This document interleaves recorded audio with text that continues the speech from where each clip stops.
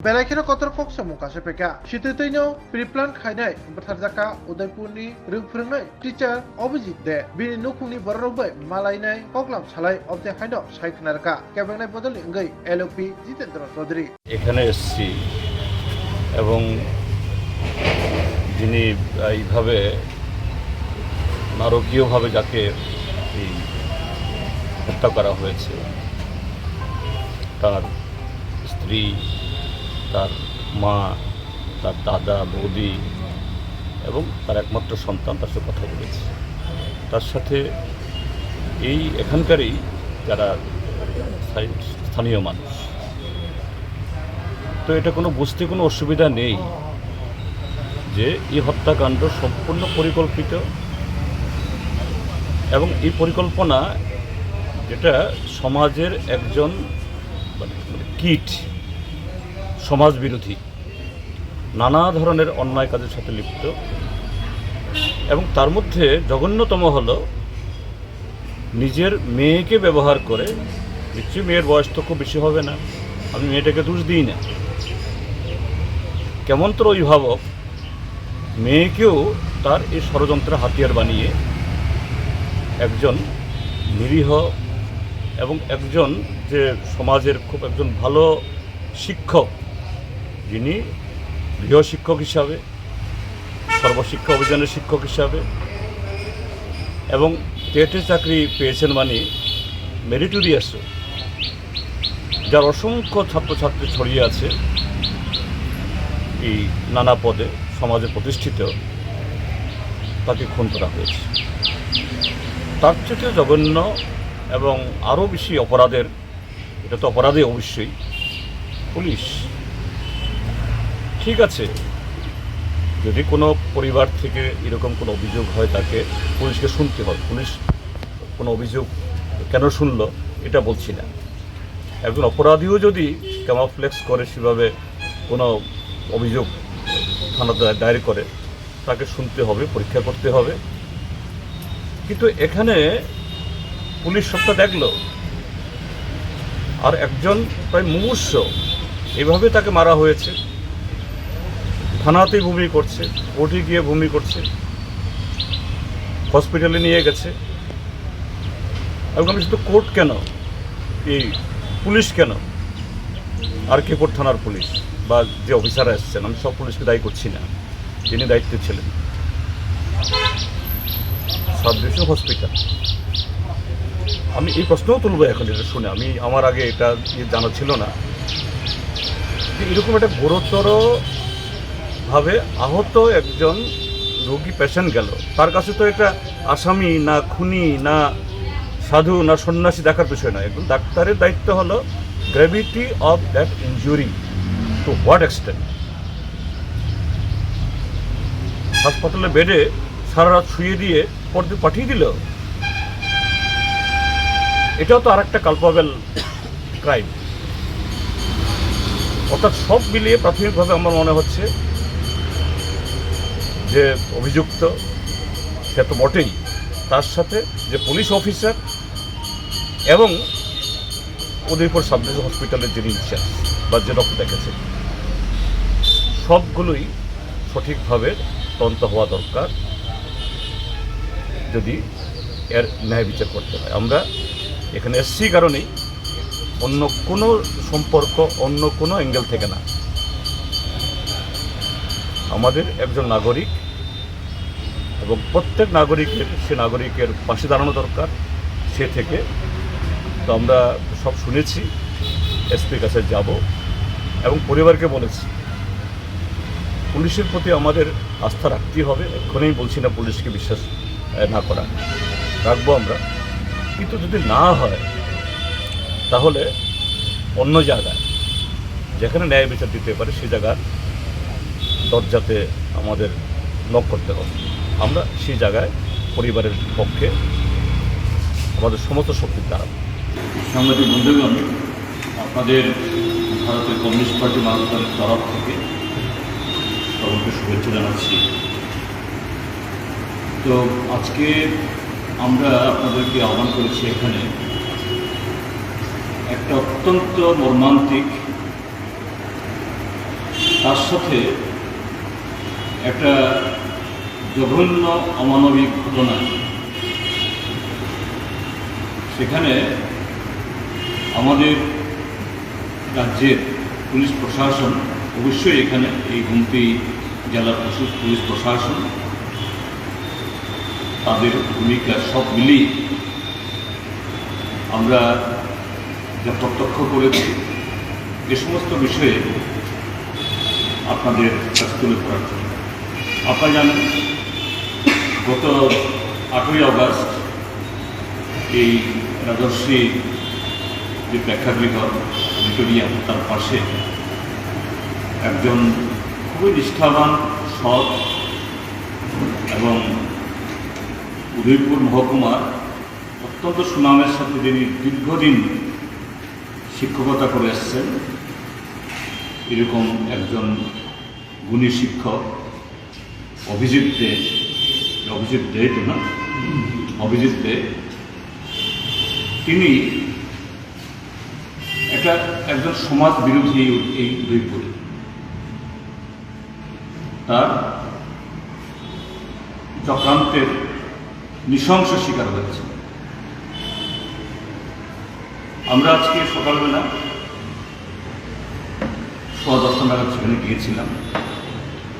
এই মৃতের স্ত্রী, তার বড় ভাই, মা, ছেলে এবং সে পাড়ার আরও অনেক প্রতিবেশী যারা ছোটবেলা থেকেই অভিজিৎ দেখেছিলেন, এই ঘটনার সম্পর্কে তারা সবটাই প্রায় চোখের সঙ্গে দেখেছেন এবং যাদের হাতে এই চক্রান্তের শিকার হয়েছে তাদেরকেও চেনেন। আমরা তাদের মুখ থেকে এই ঘটনার বর্ণনা আমরা শুনেছি। গত 8 তারিখে সন্ধ্যা 7টায় অভিজিৎ দেকে বাজার থেকে এই ধরে নেওয়া হয় এই শঙ্কর কর্মকারের বাড়িতে, এবং সেখানে আগে থেকে অনেক লোক মোতায়েন ছিল। তাকে নৃশংসভাবে পেটানো হয়। তারপর কিছুক্ষণ বাদে এই অভিজিৎদের স্ত্রীকে খবর দিয়ে নেওয়া হয় এবং আবারও সেখানে তার স্ত্রীর সামনে আবার পেটানো হয় এবং সেখানেই তিনি অচেতন হয়ে পড়ে যান। তারপরেও এরা তাদের আক্রমণ হাতে রেহাই পায়। 1.5 ঘন্টা বাদে পুলিশ আসে বা পুলিশকে খবর দেওয়া হয় এবং তারপর পুলিশ বিনা চিকিৎসায় অভিজিৎ দেকে 3 ঘন্টা এই থানায় বসিয়ে রেখে তারপরে উদয়পুর মহকুমা হসপিটালে পাঠায়। সেখানে 1 রাত ছিল। কিন্তু দুর্ভাগ্যের এত মারাত্মকভাবে তিনি আক্রমণের শিকার, প্রায় মুমূর্ষ। এই অবস্থায়ও উদয়পুর মহকুমা হসপিটালের ডাক্তার তাকে আরও ভালো চিকিৎসার জন্য পাঠান। পরদিন আবার থানাতে নিয়ে আসা হয়। থানা আবার বেশ কয়েক ঘন্টা বসিয়ে রেখে কোর্টে চালান দেয়। এই কোর্টেই রক্তবমি করতে শুরু করে। সেখান থেকে জিবি হসপিটালে পাঠানো হয়। উদয়পুর থেকে জিবি হসপিটাল এবং জিবি হসপিটালে শেষ ত্যাগ করে। আমরা জানতে চেষ্টা করেছিলাম এই অভিজিৎ দের স্ত্রীর কাছ থেকে যে অভিজিৎ দের বিরুদ্ধে শঙ্কর কর্মকারের পরিবারের তরফ থেকে কোনো অভিযোগ ছিল কিনা আগে থেকে, যে না। শঙ্কর কর্মকারের একটা মেয়ে ক্লাস 8-এ পড়ে।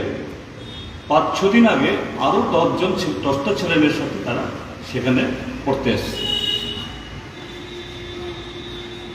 তো মাস্টারমশাই অন্য ছাত্রছাত্রীদের সাথে যেরকমভাবে পড়ান, আদর করেন, স্নেহ করেন, খোঁজখবর নেন, তাই করেছে। কিন্তু সে মেয়ে গিয়ে তার বাবার কাছে, বা বাবাই হয়তো বা মেয়েকে এই শিখে পড়িয়ে পাঠিয়েছে। সে ঘটনায় একটা মিথ্যা অপবাদ দিয়ে অভিজিৎ থেকে খুন করা চক্রান্ত অর্থ এবং সেখানে নাকি বলছিল এই কত লক্ষ টাকা, 30 লাখ টাকা চাইছে, তো 30 লাখ টাকা দাও ছাড়াই নিয়ে গেল। তার মানেটা হলো কি, তাহলে এই আক্রমণের মূল উদ্দেশ্য হলো টাকা, আর এই অল্প বয়সী মেয়েটাকে এটা প্রেরণা হিসাবে, টুলস হিসাবে যন্ত্র ব্যবহার করেছে টাকা আদায়। এবং এটা অভিজিৎদের পরিবারের বক্তব্য না, তারা তো এত সব জানেন না, তারা তো ছাত্রী হিসাবেই জানেন সব।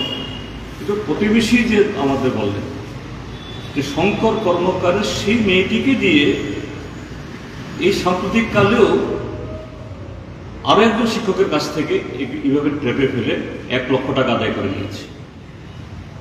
এবং এটা শুধু ওই ঘটনাই শেষ না, আরও 5-6 জন এরকম শিক্ষক এই শঙ্কর রায়ের হাতিরভাবে তাদের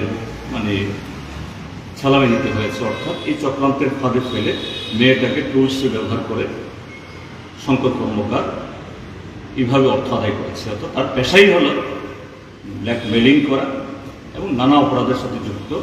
যেহেতু উদয়পুর শহরের এটা কত বড় শহর, সবাই সবাইকে চেনে। তো আমরা জানলাম যে পত্রপত্র দেখেছি যে মেন অ্যাকিউজ যে শঙ্কর কর্মকার নাকি পুলিশ ধরেনি, পাড়া প্রতিবেশীরাই তাকে গতকাল ধরে পুলিশের হাতে সুপোর্ট করেছে। তো সবগুলো জানার পর আমরা আজকে দুপুর 12টায় এসপির কাছে গেছি, আমাদের পুরো টিমকে আমরা গেছি। আমরা এসপিকে বলেছি শঙ্কর কর্মকার গ্রেপ্তার হয়েছে, আরও একজন গ্রেপ্তার হয়েছে, এবং আমরা আশা করি, আমরা পুলিশের উপরে এই আস্থা রাখতে চাই, বাকি সমস্ত অপরাধী যারা সেদিন সেখানে ছিল তারাও ধরা পড়বে। কারণ কান টান দিলে পরে মাথা আসবে, মাথার তো গেছে, তবে মাথার সাথে হাত পা যেগুলো ছিল এরা সব ধরা পড়বে আশা করি। আমরা এসপি সাহেবকে বলেছি এই আস্থা অন্তত নাগরিক হিসাবে পুলিশের হাতে আমরা রাখতে চাই, আরও হবে। এসপি সাহেব বলেছেন, স্যার আপনি নিশ্চিত থাকুন, সুষ্ঠু তদন্ত হবে এবং সমস্ত অপরাধী ধরা পড়বে, শাস্তি পাবে। আমি তখন বললাম হ্যাঁ ঠিক আছে, এটা একটা এই টোটাল ঘটনা অভিজিৎদের এই মর্মান্তিক হত্যাকাণ্ডের এটা একটা টোটাল এপিসোডের একটা অঙ্গ।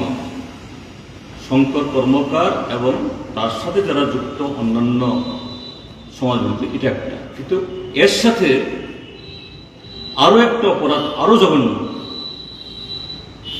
সেটা হলো RK-পুর থানার যে পুলিশ অফিসার, কোন পুলিশ অফিসার গেছে অন্তত আমি জানি না, কারণ আমি বলতে চেষ্টা করিনি, ওনাদেরকে জিজ্ঞাসা আমি করিনি। X, Y, Z যে কারোর প্রতি আমার কোনো গ্রাস নাই, কোনো অভিযোগ নাই, বাট যে অফিসারটা এই মুমূর্ষ তাদের সংঘবদ্ধ আক্রমণে প্রায় মর্মন্তুদ মৃত প্রায়,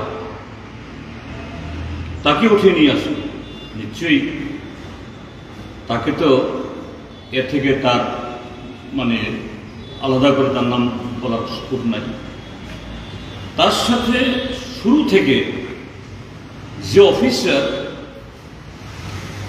শঙ্কর কর্মকারের এই ষড়যন্ত্রমূলক তাদের যে অভিযোগ, এই অভিযোগের ভিত্তিতে অভিজিৎ ডেকে ধরে এনেছে, যেগুলো একটা অফিসার তো ছিল X বা Y,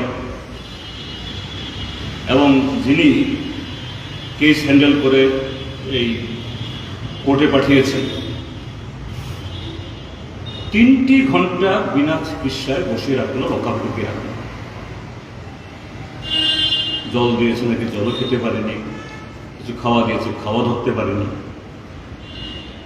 তার ভেতরে একটু মনুষ্যত্বের মানে অবশেষ দেখা গেল না। তারপর যে হসপিটাল, সেখানকার মেডিকেল অফিসার, এখানেও আমি জানি না কোন অফিসার, এটা কি কোন এক্স কোন ওয়াই কোন জেড যেই হোক, কিন্তু এটা এক ধরনের কালপাবেল ক্রাইম, অর্থাৎ এটা সচেতনভাবে একজন জলজন্ত মানুষকে খুন করার অপরাধের শামিল। সেই ডাক্তার পুলিশকে বলা উচিত ছিল যে না, এই রুগী তো আপনারা এক্ষুনি আবার লকআপে নিয়ে যাবেন, কোর্টে পাঠাবেন, তার শরীর তো অ্যালাউ করছে না। সেই ডাক্তারের উচিত ছিল সাব রেশন হসপিটাল থেকে অ্যাটলিস্ট সে যদি জীবিত না পাঠাতে পারে সুপার স্পেশালিটি হসপিটালে, অ্যাটলিস্ট জেলা হসপিটালে পাঠানো। ওটা রিকমেন্ড করলো না, উল্টা পুলিশের হাতে তুলে দিল, আর সে পুলিশ নিয়ে গেল কোর্টে, এবং সেই কোর্টে, এবং এখানেও এটা বলতে চাই, আমি আইনজ্ঞ নই, কিন্তু পত্র পত্রিকা বিভিন্নভাবে কিছু কিছু জিনিস তো আইন সম্পর্কে একটু হলে অভিজ্ঞতা হয়েছে।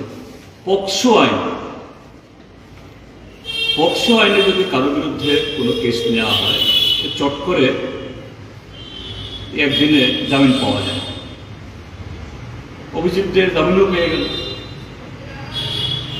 এটা আমার সন্দেহ, এটা নাও হতে পারে, বলছি যে হাকিমও বোধ হয় তো দেখলো আমার মতো একজন ল্যামেন হিসাবে, হাকিমও তো ডাক্তার না, যে আসামিটা তো মরে যাচ্ছে, তাকে বেল দিয়ে দিল। তারপরে গিয়ে গেল জেলা হসপিটাল, সেখান থেকে গেল এই জীবিতে মারা গেল। আরো আশ্চর্যের হলো, জিবি হসপিটালে গিয়ে এইভাবে কোনো জখম হওয়া এবং থানা থেকে ইয়ে করা হলে পরে সাধারণত এগুলি ন্যাচারাল ডেথ না, অ্যাবনর্মাল ডেথ। এই সমস্ত ক্ষেত্রেতে পোস্টমর্টেম ছাড়া কোনো ডেড বডি রিলিজ করা হয়। জিবি হসপিটাল থেকে উইদাউট এনি পোস্টমর্টেম রোগীর বাড়ির লোকদের হাতে তুলে দিল, এবং এখানে আসার পর, এটা বোধ 11 তারিখ না, হ্যাঁ 11 তারিখ, এখানে আসার পর এই অভিজিতের ফ্যামিলির লোকেরা এবং পাড়া প্রতিবেশী, আমি উদয়পুরের সেই পাড়ার জনগণকে অসংখ্য ধন্যবাদ জানাবো, তারা সত্যিকারের নাগরিক দায়িত্ব ভূমিকা পালন করেছে। যেন একজন নিরীহ নাগরিকের উপর আক্রমণ, যেটা পুলিশ যারা এই সমস্ত ব্যাপারে অনেক ট্রেনিং দিয়ে আসছেন, লেখাপড়া করে এই দায়িত্ব পান, এরা ফিল করল না। পাড়া প্রতিবেশী পরিবারের লোক তারা ইনজিস্ট করার পর জেলা হাসপাতালে নিয়ে পোস্টমর্টেম হলো। এটা ত্রিপুরার যে ইতিহাসে অন্যতম একটা আশ্চর্যজনক ঘটনা। তো এই জায়গায় সবটা মিলে কি দেখা যায়, শঙ্কর কর্মকার প্রভাবশালী লোকেদের ছত্রছায়ায় বহুদিন ধরে এইভাবে ব্ল্যাকমেলিং করে নিরীহ মানুষকে শোষণ করছে। সংবিধান বহির্ভূত একটা এমন শক্তি, এরা ক্রিমিনাল জানলে, এদের অ্যান্টিসিডেন্ট জানলে, এদের হাতে পুলিশ চলে, এদের হাতে পুলিশ উদ্বস করে, এবং এই ঘটনা সমস্ত মাত্রা ছাড়িয়ে একটা জঘন্যতম একটা নজির তৈরি করবে। তো আমাদের যেটা দাবি, আমরা এসপিকে বলে এসছি, যখন এসপিকে বললাম ঘটনাগুলি, এক্ষুনি তুমি কি অ্যাকশন নেবে, কি করবে বলতে হবে না, তাকে বলেছেন তুমি আমার কথা শুনো, ইউ লিসেন মি। এসপিও আমার কথা শুনে নিজের থেকে বলতে বাধ্য হয়েছে, স্যার ইয়েস, যে এখানে পুলিশের তরফ থেকে যে ধরনের ভূমিকা নেওয়া উচিত ছিল হয়নি, আমরা এই ব্যাপারে প্রপারলি আমরা দেখি। তো আমি আশা করব, যদিও কেসটা একটাই, একজন লোকে খুন হয়েছে, সেখানে শঙ্কর কর্মকার এবং তার সাকরেদদের তাদের অপরাধ এক ধরনের, আর তার সাথে পুলিশ তার কর্তব্য অবহেলা এবং তার কর্তব্য অবহেলার কারণে একটা জলজন্ত মানুষের প্রাণ চলে যায়, তাদেরও যে ডিপার্টমেন্টাল যে নিয়মে পুলিশের আইনে এরকম কর্তব্যের গাফিলতি এবং এই গাফিলতির কারণে যেরকম একটা জীবন নিভে গেল, এসপি সাহেবকে আমরা বলেছি বারবার, এসপি সাহেব বলেছেন স্যার আমরা আপনি নিশ্চিত থাকুন, সব দিক দেখে যা করার আমরা করব। তো আমরা আশা করি যে এই কথাটাই আপনাদেরকে জানানো দরকার, যদিও কয়েকটা ফ্ল্যাশ সেখানে ছিল তখন উপস্থিত, তারাও রেকর্ড করেছেন, তারাও শুনেছেন আমরা কি বলেছি, এসপি কে বলেছে, তারপরও আবার আনুষ্ঠানিকভাবে বললাম যে এই ঘটনা শুধু একটা লোকের খুন না, যে সমাজ বিরোধীরা প্রভাবশালীদের প্রশ্রয়ে কিভাবে গোটা সমাজটাকে কলুষিত করছে, খুন করছে, এর বিরুদ্ধে যদি সোচ্চার না হওয়া যায় তাহলে আগামী দিন আরও অভিজিতের অকাল মৃত্যু হবে, আরও পরিবার ধ্বংস হবে। এর বিরুদ্ধে প্রশাসন, পুলিশ যেমন ভূমিকা তাদের কাছ থেকে আমরা চাই, উদয়পুরের নাগরিক সমাজ প্রাথমিকভাবে ভালো ভূমিকায় দিয়েছেন আপনারা, এখানকার নাগরিক সমাজ আগামী দিনেও তাদের এই ভূমিকা আরও প্রয়োজন অনুসারে আরও মানে আরও যা প্রয়োজন আরও তেজি এই ভূমিকা আমরা দেখব, এটা আমরা এটাই মোটামুটি আমরা